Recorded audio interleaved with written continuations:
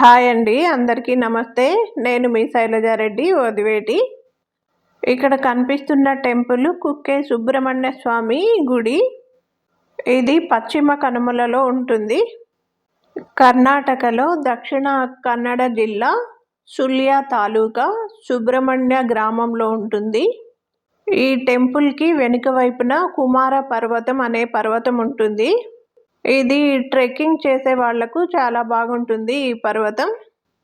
ఈ పర్వతం 6 తలల నాగశేషుని వలె ఈ టెంపుల్ని కాపాడుతూ ఉంటుంది. ఈ ప్రదేశం చాలా అందమైన ప్రకృతిలో ఉంటుంది.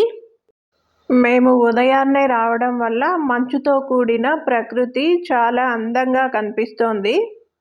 ఇదైతే సముద్ర తీర ప్రాంతంలో ఉన్న మంగళూరుకి 105 కిలోమీటర్ల దూరంలో ఉంటుంది. మంగళూరు నుంచి ఇక్కడికి రైలు ద్వారా, బస్సు లేదా ట్యాక్సీ ద్వారా రావచ్చు.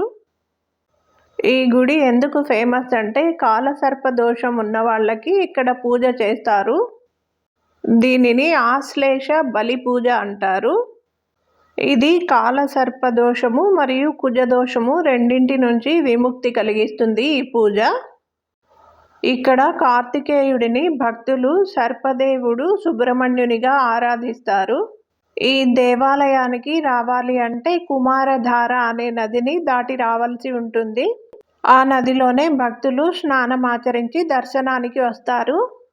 పురాణాల ప్రకారం గరుడికి భయపడి దివ్య సర్పమైనటువంటి వాసుకి ఇంకా కొన్ని సర్పాలు సుబ్రహ్మణ్య స్వామి శరణు పొందాయి అని అంటారు.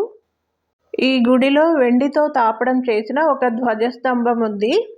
వాసుకి శ్వాస నుంచి వచ్చే విషకీలల నుంచి భక్తులను రక్షించడానికి ఈ ధ్వజస్తంభాన్ని ఏర్పాటు చేశారు అంటారు. ఈ సుబ్రహ్మణ్య గ్రామానికి ఇంతకుముందు కుక్కే పట్టణం అనే పేరుండేది. ఈ విషయం మనకు శంకరాచార్యుల వారి శంకర విజయం ద్వారా తెలుస్తుంది. ఇక్కడ కాలసర్పదోషం మరియు కుజదోషానికి పూజ చేస్తారు కదా. మన ఆంధ్రప్రదేశ్లో అయితే కాళహస్తిలో రాహు కేతు పూజ చేస్తారు.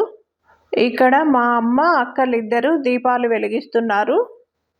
ఇక్కడ ఆశ్లేష బలి పూజ అనేది రోజుకు 2 బ్యాచుల్లో నిర్వహిస్తారు.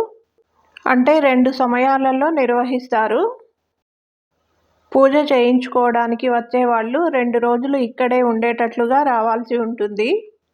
ఈ 2 రోజులు ఇంకా వేరే ఏ పూజలు చేయకూడదు. అలాగే ఈ ఆలయంలో ఏదైతే ప్రసాదం ఇస్తారో అది మాత్రమే మనము భుజించాలి. వేరే ఇతర ఏ ఆహారం తీసుకోకూడదు. మనం పూజకు బుక్ చేసుకున్న తర్వాత పూజ చేసేటటువంటి వ్యక్తితో పాటు ఇంకా 3 వ్యక్తులకు ఈ దేవాలయంలోనే భోజనాలు ఏర్పాటు చేస్తారు. శ్రావణ, కార్తీక, మృగశిర మాసాలలో ఎక్కువగా ఈ పూజలు చేయించుకుంటారు. ఈ గుడిలో వెండి కవచంతో కూడిన స్తంభం ఉంది అని చెప్పాను కదా. దాని తర్వాత వచ్చి బాహ్య మందిరం, అంతర మందిరం, దాని తర్వాత ఒక పీఠం ఉంటుంది. ఆ పీఠం పైననే సుబ్రహ్మణ్య స్వామి మరియు వాసుకిల విగ్రహాలు, కింద అడుగు భాగంలో శేషనాగు విగ్రహం ఉంటుంది. గుడి లోపల ఉన్నటువంటివి చూపించడానికి వీలు కాదు కాబట్టి చూపించడం లేదు. ఇప్పుడైతే ఇంకా బయటకు వచ్చేసాము. ఇక్కడ పెద్ద రథం ఉంది. ఉత్సవాల సమయంలో ఊరేగింపుకు ఉపయోగించే రథం. చెక్క రథం ఎంత పెద్దదిగా ఉందో దగ్గర నుంచి అయితే ఒకే ఫ్రేమ్లో చూపించలేకపోతున్నాను. ఈ రథం మీద చెక్కబడిన శిల్ప నైపుణ్యం చాలా బాగుంది. చక్రాలు కూడా చాలా బలంగా ఉన్నాయి. ఇక్కడ కనిపించేది ఏంటో నాకు అర్థం కావడం లేదు. ఎవరినైనా అడిగితే చెప్పేవాళ్ళేమో కానీ అప్పుడు నేనైతే అడగలేకపోయాను. ఇంకా బయలుదేరేసాము. ఇక్కడికి దగ్గరలో మరొక ప్రదేశం ఉంది, చూడాల్సిన ప్రదేశం. అక్కడ ఒక నది కాలువ ఉంది. తర్వాత అక్కడ ఒక గుడి కూడా ఉంది. అక్కడ కూడా నాగప్రతిమలు సుబ్రహ్మణ్య స్వామి ఉంటాడనుకుంటా. అక్కడికి వెళ్ళబోతున్నాము ఇప్పుడు.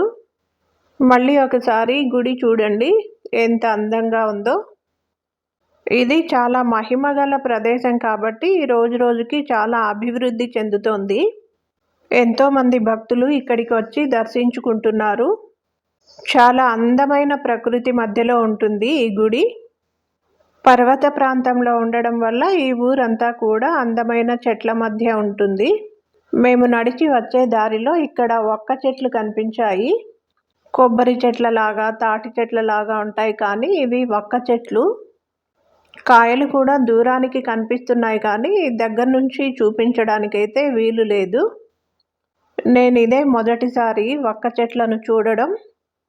ఈ కర్ణాటక అంతా కూడా ఎక్కడ చూసినా ఇవే కనిపిస్తూ ఉంటాయి. దారి పొడవునా ఆ తోటలోకి వెళ్దామంటే మధ్యలో ఫెన్సింగ్ ఉంది.